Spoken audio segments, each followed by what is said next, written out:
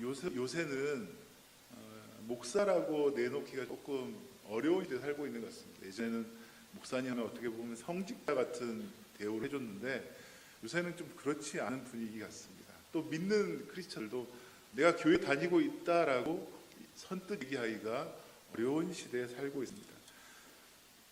그렇게 보면 저희는 어떻게 보면 어려운 때 신앙생활을 하고 있는 것 같아요.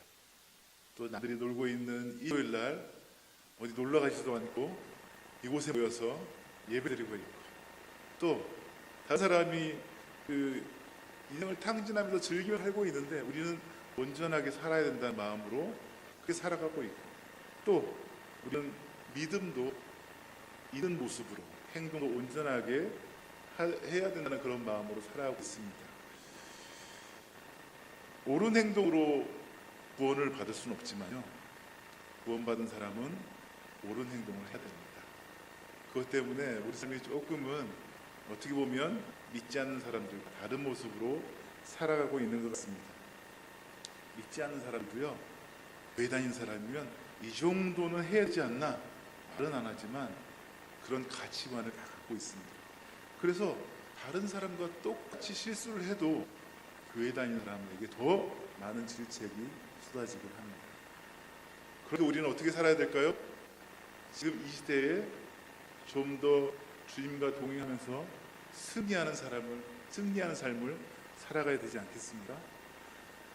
늘 우리는 정체성을 좀 밝히면서 살아야 될 필요성이 있습니다. 나는 예수 믿는 사람입니다.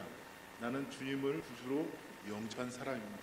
그 사실을 다른 사람이 듣기에 거북할지라도 내 정체성은 이겁니다. 나는 천국의 시민입니다. 라는 그런 마음을 가지고 살아야 되겠습니다.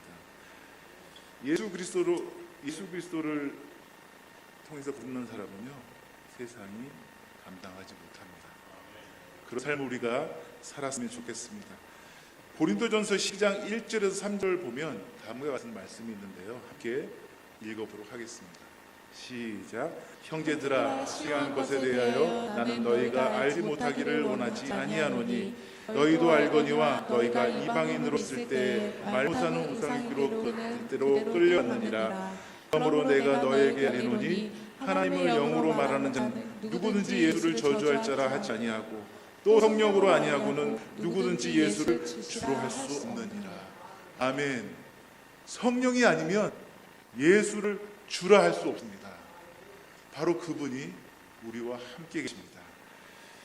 예전에는 말 못하는 우상에 이끌려서 날마다 이끌림 받아 우리가 형편없는 삶을 살고 있었을 때가 있었습니다.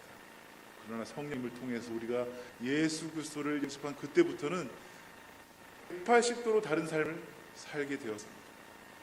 우리 성령이 아니면 예수를 주님이라고 할 수 없는 이유입니다. 그래서 예수 그리스도를 믿는 모든 사람들에게는요, 한 가지 비밀이 있습니다. 그것이 뭐냐면 그 마음속에 이미 성령님이 다 계십니다. 예수를 주로 고백한 모든 사람은 성령으로 그것을 말할 수밖에 없기 때문에 이미 그 마음속에 예수 그리스도를 받아들인 사람은 성령님이 함께 계신 것입니다. 그런데 우리 성령님을 모시고 사는 이 시대에 어떻게 하면 주님과 동행하며 풍성한 삶을 살아갈 수 있을까요? 첫 번째입니다.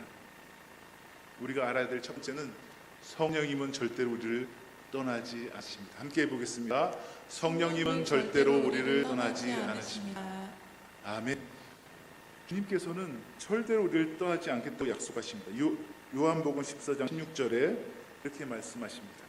내가 아버지께 구하겠으니 그가 또 다른 보혜사를 너희에게 영원토록 너희와 함께 있게 하리니.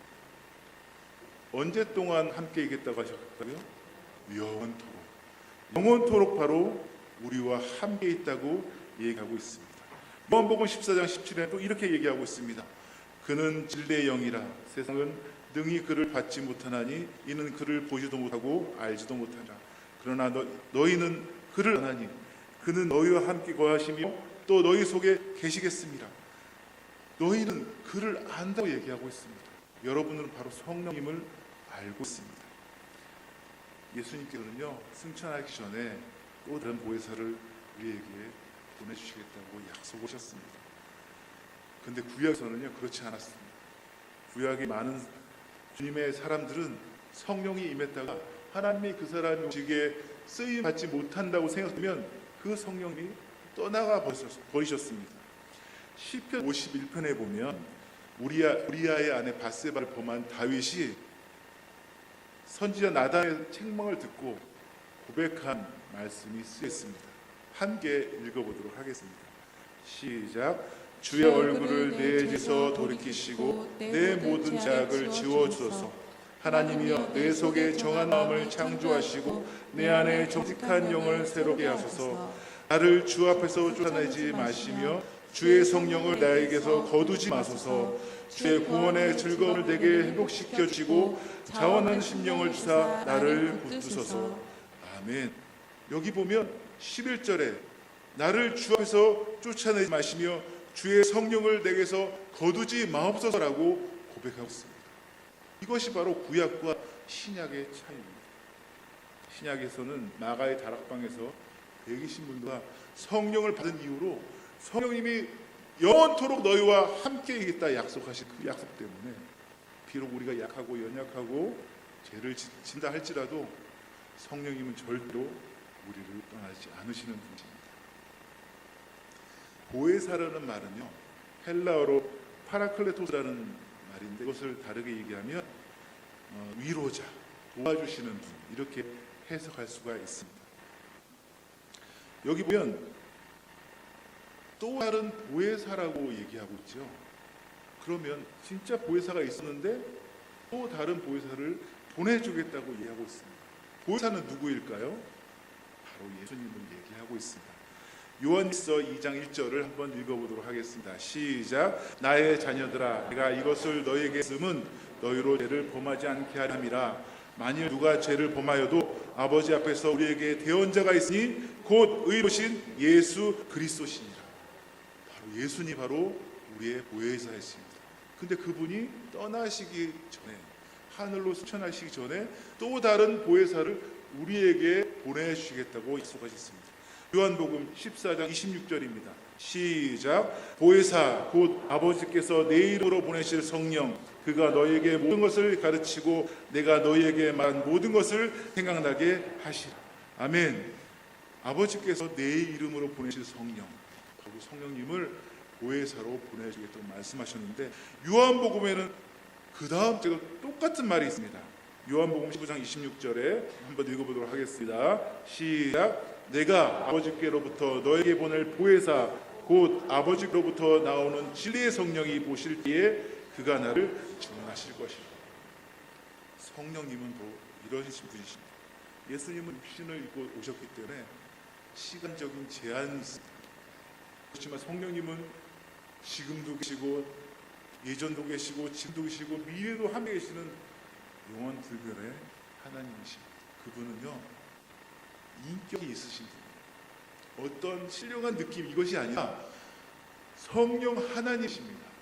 그렇기 때문에 그분은 여러분과 늘 대화하며 동행하기를 원하십니다. 어떤 기분이 아닙니다.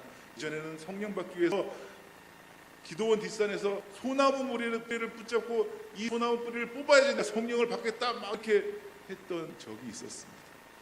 저도 좀 그런 적이 있었는데 성령님이 그때 저에게 임하셨는지 모르겠지만 성령님은 그렇게 해서 오시는 분이 아니시고 믿음으로 그리고 약속의 그 말씀의 근거에서 성령님은 여러분과 함께 계십니다. 여기 보면 영원토록 너희와 함께 있다가 하신 그 약속 말씀 보면 마태복음 마지막 절이 기억이 납니다. 볼지어다 내가 세상 끝날까지 너희와 항상 함께 있으리라. 이것이 바로 예수님이 제자들에게 하신 승천하기 전에 하신 말씀인데 이것이 바로 보혜사의 말씀과 너무나 똑같은 말씀입니다. 예수님을 믿음으로 마음속에 모시면 성령님도 함께 오실 수 있습니다. 성령이 하나님이 내 안에 있다면 내 안에 불가능한 빛이 있을까요? 세상의 모든 것을 가지신 그 하나님께서 내 안에 계신데 내가 힘없고 나약한 존재로 있기를 원하시나요? 그렇지 않습니다. 많은 사람들이 성령님을 받긴 하지만 성령님의 능력을 잘 모르는 것 같습니다. 제가 있는 선교단체에 성경 보면 이런 예화가 있습니다. 건빵만 먹는 그리스도인이라는 예화인데요. 어떤 사람이 태평양에 걸기 위해서 차표가 너무너무 비쌌기 때문에 그 배표를 타기 위해서 계속 돈을 모아서 결국에는 그 배표 한 장을 샀습니다. 그리고 얼마 남지 않은 돈을 가지고 건빵을 샀습니다. 그리고 배에 탔습니다. 배에 타서 바다를 보면서 그 태평양을 건너서 내가 꿈꿔왔던 그 미래의 환상적인 장밋빛을 생각하면서 건빵을 하루 먹었습니다. 그 다음날 또 건빵을 먹었습니다. 건빵을 아무리 좋아한다고 해도 3일 이상 먹으면 굉장히 힘들었습니다. 근데 더 괴로웠던 건 뭐냐면 식당을 보니까 사람들이 너무 즐겁게 스테이크를 자르고 랍스타를 먹고 행복하게 있는 거예요. 그래서 지나가는 요리사를 붙들고 이 사람이 간청했습니다.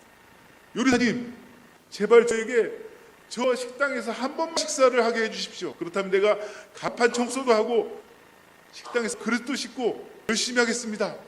이렇게 얘기하니까 그 요리사가 이 배를 탈 때 혹시 차표를 갖고 있지 않았습니까?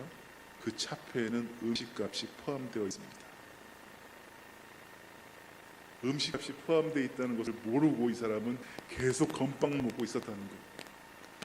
우리가 성령님을 알고 있지만 성령님의 능력을 알지 못하면 이렇게 건빵만 먹는 그리스도처럼 살 수밖에 없습니다. 그분은요, 모든 것을 가지신 분입니다. 그래서 여러분들이 원하시면 여러분이 기도하고 원하시는 모든 것들이 주님 안에서, 주님의 뜻 안에서 모두 성취될 수가 있습니다. 풍성하게 부어주시는 성령님이 우리를 절대 떠나지 않으신다는 그 사실을 날마다 기억하면서 승리는 저와 여러분이 되었으면 좋겠습니다. 둘째, 우리가 기억해야 될 것은 뭐냐면요, 우리를 절대로 고아처럼 내버려 두지 않는다는 것입니다. 여러분, 고아를 아시는 분 계십니까? 주위에 고아가 있는 분 아십니까? 성경에도 고아 같은 장면 한 장면이 나옵니다. 누구냐면 요셉이죠. 꿈꾸는 요셉. 야곱이 너무 사랑한 아들이었지만 형들에게 미움받아서 살해 위협까지 받고 이스마엘 사람들에게 팔립니다.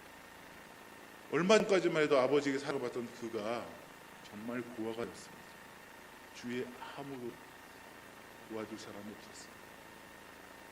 여러분이 바로 요셉이었다면 어떻겠습니까? 도와줄 사람도 없고, 자기를 죽이려고 한 사람도 있었고, 자기를 팔아버린 사람도 있었고, 인생이 어떻게 이렇게 꼬여버린 인생이 있을까요? 결국에는 그 사람이, 요셉이 총리가 되어서 하나님의 영광을 돌렸지만 하나님이 함께하지 않았다면 요셉은 정말 힘든 삶을 살았을 겁니다. 구약에 보면 세 사람은 꼭 도와줘야 된다는 말이 있습니다. 그게 뭐냐면 고아와 과부와 객입니다. 지금은 우리 여성분들도 일을 잘할 수 있죠. 열심히 일을 하면 어느 정도의 수입이 있을 수 있습니다. 근데 2000년 전, 그 이전에도 남자가 없는 집은 굉장히 힘든 삶을 살았습니다. 과부가 있습니다. 특별히 고아는 부모가 없기 때문에 생존의 문제가 걸린 문제였어요. 내가 죽고 사느냐, 이 문제가 걸린 문제였습니다. 가장 불쌍한 사람이 바로 과부와 고아였습니다. 이 구약의 이 이스라엘 사람들을 아버지라고 부르는 것이, 지금 우리는 하나님 아버지라고 이렇게 얘기하지만 구약에도 그런 내용이 있습니다. 신명기에는 하나님이 선민 이스라엘의 아버지로 묘사가 되고 있습니다. 출애굽기 4장 22절입니다. 한번 읽어보도록 하겠습니다. 시작. 너는 바로에게 이르기를 여호와의 말씀에 이스라엘은 내 아들 내 장자라. 바로 이스라엘을 내 장자, 내 아들이라고 얘기하고 있습니다. 또 시편 기자는 인격적으로 하나님을 고아의 아버지라고 얘기하고 있습니다. 시편 68편 5절입니다. 시작. 내 거룩한 초소에 계신 하나님은 고아의 아버지시며 과부의 재판장이시죠. 바로 하나님이 그런 분이시라는 거죠. 하나님은 자식을 불쌍히 여기는, 시편 기자는 하나님을 자식을 불쌍히 여기는 아버지에 비유하고 있었습니다. 시편 103편 13절을 한번 읽어보도록 하겠습니다. 시작. 아버지가 자식을 긍휼히 여김같이 여호와께서는 자기를 경외하는 자를 긍휼히 여기시나니. 아버지가 자식을 긍휼히 여김같이 하나님께서도 자기를 경외하는 자를 긍휼히 여기신다고 말씀하고 계십니다. 출애굽했던 그 이스라엘 백성들을 하나님은 자식처럼 생각하셨던 것 같아요. 그래서 이 생사고락을 함께하고 끝까지 책임지겠다는 그 말씀을 계속하고 있습니다. 그런데 BC 586년에 큰 사건이 일어납니다. 그 무슨 사건이냐면 남유다가 바벨론에게 멸망당한 해입니다. 그 당시 나라와 나라의 전쟁은 신들의 전쟁이라고 생각했고 아버지들의 전쟁이라고 생각했습니다. 그래서 내가 이 나라에서 이 나라를 이기면 이 나라의 신은 패했다고 얘기하는 거죠. 아버지는 죽었다고 얘기하는 것입니다. 그런데 생각해 보면 바벨론에게 멸망당한 남유다가 정말 하나님이 약해서 남유다가 멸망당했을까요? 아니죠. 악한 그들의 습성 때문에 그렇게 되었습니다. 악한 행실 때문에. 더 이상 예루살렘에서 제사를 못 드리게 된 이스라엘 백성, 특별히 바리새인들은 회당을 만들어서 하나님을 더 많이 말씀을 보기도 하고 더 연구를 많이 해서 하나님은 유일하신 하나님이다라는 사실을 알게 됩니다. 이전에도 알겠지만 확고하게 그것을 많은 사람에게 전하겠죠. 신약 시대에 오게 되면서 예수님은 약속하십니다. 너희를 너와 같이 두지 아니하겠다. 너의 생사고락을 내가 다 책임져 주겠다. 영적 전쟁에서 내가 승리할 수 있도록 하겠다. 여러분, 까만 이 논두렁밖에 없는 까만 논길 여러분 걸어본 적 있습니까? 불빛이 하나도 없습니다. 너무 묻습니다. 저 어릴 때 담력 시험이라 해가지고 교회에서 여름 성경 그때마다 그런 걸 했는데요. 산에 올라가고 하고 불도 없는 중간중간에서 선생님들이 이상한 분장하고 확 놀래키도 하고 막 그런 훈련했습니다. 이상하게 그런 걸 많이 했던 것 같아요. 그런데 그렇게 아무리 깜깜한 곳이라도 아버지가 내 옆에 있고 아버지 손을 붙잡고 있다면 두려운 것이 하나도 없었습니다. 아버지께서 나와 함께 있다면 나는 더 이상 남자가 아니라는 사실을 알게 되고 더 이상 무서울 것이 없었습니다. 하나님께서는 절대 우리를 혼자 놔두지 않는다는 것을 꼭 기억했으면 좋겠습니다. 그리고 주님 안에서 풍성한 삶을 살기 원하시는 주님께서 그런 주님이 우리와 늘 함께 계신다는 것을 저와 여러분이 함께 알았으면 좋겠습니다. 아름다운 성령과 동행하는 삶을 사는 사람들에게는 어떤 일이 일어나느냐. 첫 번째, 성령님은 절대 우리를 떠나지 않는다는 것이고, 두 번째는 우리를 절대 고아처럼 두지 아니하시다는 것이고, 세 번째는 주님의 계명을 지키며 살아갈 수 있다는 것입니다. 함께 읽어보겠습니다. 시작. 주님의 계명을 지키며 살아갈 수 있습니다. 말씀을 한번 읽어보도록 하겠습니다. 요한복음 14장 21절입니다. 그 전에 여러분, 예수님을 사랑하시는 분 손 들어보십시오. 우와, 정말 많으시군요. 그러면 말씀 읽겠습니다. 요한복음 14장 21절입니다. 시작. 나의 계명을 지키는 자라야 나를 사랑하는 자니 나를 사랑하는 자는 내 아버지께 사랑을 받을 것이요 나도 그를 사랑하여 그에게 나를 나타내. 다시 한번 질문하겠습니다. 예수님의 계명을 다 지키는 분 손 들어보십시오. 한 분 들었네요. 그렇죠. 내가 생각하는 계명과 예수님이 생각하는 계명, 성경이 말하는 계명이 좀 다른 것 같습니다. 그런데 여러분, 두려워할 필요가 없습니다. 예수님이 주는 멍에는 쉬운 멍에니까요. 구약의 많은 사람들이 이 율법의 멍에, 세상 멍에 때문에 너무너무 힘들어하고 있을 때 예수님은 나의 멍에를 내라, 나에게 와서 쉬어라 라고 얘기하고 있습니다. 어떤 분들은 구약의 많은 율법을 어떻게 다 지킬 수 있냐고 얘기합니다. 그렇지만 우리는 걱정할 필요 없습니다. 우리는 구약에 살고 있지 않으니까, 신약에 살고 있으니까요. 마태복음 11장 18절에서 30절까지 한번 읽어보도록 하겠습니다. 시작. 수고하고 무거운 짐진 자들아 다 내게로 오라. 내가 너희를 쉬게 하리라. 나는 마음이 온유하고 겸손하니 나의 멍에를 메고 내 배우라. 그리하면 나 마음이 힘을 얻으리라. 이는 내 멍에는 쉬고 내 짐은 가벼우니라. 아멘. 이것은 제자들의 영적인 신앙 상태를 은유적으로 말씀하신 것입니다. 그러면 어떤 계명을 지켜야 될까요? 어떤 말씀을 지켜야지 나의 계명을 다 지키는 거라고 얘기하셨을까? 바로 예수님이 말씀하셨습니다. 요한복음 13장 34절에서 35절 함께 읽겠습니다. 시작. 새 계명을 너희에게 주노니 서로 사랑하라. 내가 너희를 사랑한 것 같이 너도 서로 사랑하라. 너희가 서로 사랑하면 이로써 모든 사람이 내 제자인 줄 알라. 아멘. 새 계명을 우리에게 주셨습니다. 이것은 뭐냐면 서로 사랑하라. 근데 제가 만약에 예수님이라면 이렇게 얘기 안 했을 것 같아요. 어떻게 얘기하냐면 내가 너희를 사랑같이 너희도 나를 사랑해야 돼. 이게 원래 맞는 거 아닙니까? 내가 너희를 사랑할까 너도 나를 사랑해야 돼. 이렇게 얘기해야지 맞는 것 같은데 예수님은 그렇게 얘기 안 했습니다. 내가 너희를 사랑한 것 같이 너희도 서로 사랑하라. 이로써 너희가 내 제자인 것을 알라. 이것 바로 새 계명이다 라고 얘기하고 있습니다. 우리는 대신 관계는 참 좋은데 대인 관계는 좀 어려워하는 것 같아요. 대인 관계. 그런데 성경에 보면 하나님께서 형제 사랑하는 것이 얼마나 중요하다는 것을 알려주는 말씀이 있습니다. 마태복음 5장 23절에 24절 함께 읽어보도록 하겠습니다. 시작. 그러므로 예물을 제단에 드리다가 거기서 내 형제에게 원망만을 들을 만한 일이 생각나거든 예물을 제단 앞에 두고 거기 먼저 가서 형제와 화목하고 그 후에 와서 예물을 드리라. 구약에 성전에 가서 예물을 딱 드리려고 하는데 갑자기 자기 형제와 다툰 일이 생각났어요. 그러면 어떻게 할까요? 저희는 어떻게 할까요? 여기까지 왔는데 그냥 예물 드리고 그 다음에 형제 와서 화목하면 되겠지 라고 생각해서 할 수도 있습니다. 그런데 성경은 다르게 얘기합니다. 생각하면 예물을 놔두고 형제와 화목한 다음에 와서 예물을 드리라. 하나님께 드리는 예물보다 바로 사람과의 관계가 더 중요하다라고 얘기하고 있습니다. 정말 놀랍지 않나요?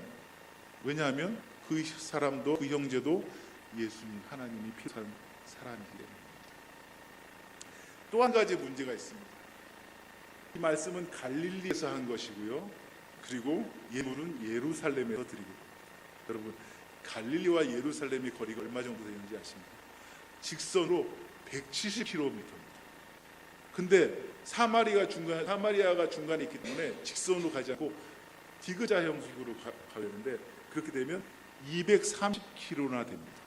여러분 예물을 드리다가 형제에게 화목거리시 생각나면 딱 놔두고 170km를 가야 됩니다. 지금은 차가 있으니까 금방 하겠지만 그 당시에는 걸어서 6일 정도 걸어가야 될 길입니다. 엄청나지 않습니까? 170km면 여기서 우리 교회에서 대전까지 거리고요. 230km면 우리 교회에서 전주까지 가는 거리입니다. 이 엄청난 거리를 원망만한 일을 듣지 말고 화목 먼저 하라고 얘기하고 있습니다. 먼저 서로 사랑하라고 얘기하고 있습니다.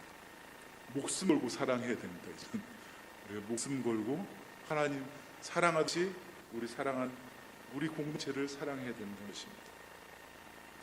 제가 지금까지 신앙생활을 그렇게 오래 하지 않았지만요. 어떤 모임에 가면 꼭 트러블 메이커 한 분이 꼭 계세요. 이상하게 저 사람 없으면 우리 모임이 더 풍성해질 텐데 저 사람 왜 전말을 해가지고 분위기를 싸게 만들지? 막 꼭 그런 분이 한 분씩 계십니다. 그런 분이 있음으로 해서 더 믿음이 성장하는 것 같아요. 그냥 그분도 성장하고 저분도 성장하고. 여러분 혹시 내가 봤더니 그런 사람이 없다 그렇게 느낀 적이 있으신가요? 본인이 그럴 수 있습니다. 본인이 트러블 메이커일 수가 있습니다. 자세히 살펴보십시오. 여러분 우리는 서로 사랑해야 됩니다. 내 힘으로는 할 수 없습니다. 내 안에 성령님이 함께 하실 때 가능합니다. 성령님이 있기 때문에 이 모든 것을 할 수가 있습니다. 성경을 보면 내 뜻과 많이 다른 분들이 많이 있습니다. 그걸 어떻게 알 수 있을까요? 어떻게 하나님의 뜻을 알 수 있을까요? 한 가지, 모든 문제 해결을 이미 하나님께서 우리에게 주셨습니다. 그러면 성경입니다. 성경을 통해서 이 하나님은 다 풀어놓으셨어요. 성경을 통해서 하나님 뜻을 알게 됩니다. 성경을 보면 하나님이 우리가 뭘 원하는지 알고 어떻게 살길 원하는지 잘 나타나겠습니다. 그래서 이제부터 성경을 읽어야 되겠죠. 저는 유치부를 담당하는 교육 목사입니다. 아직도 유치부 자녀들이 있으신데 유치부 보내지 않는 분이 있다면 유치부로 보내주기 바랍니다. 어릴 때부터 말씀으로 양육해야 됩니다. 어릴 때부터 그 말씀으로 자라나게 해야 됩니다. 엄마가 아빠 이렇게 품고 있으면 엄마 아빠도 말씀에 집중하지 못해요. 그러니까 꼭 주위에 유치부를 안고 있는 부모님들이 옆에 있다면 유치부로 먼저 보내주시기 바랍니다. 말씀을 다시 한번 정리하면서 이 시간을 정리하고자 합니다. 아름다운 성령님과 동행하는 삶을 사는 사람에게는 어떤 일이 일어날까요?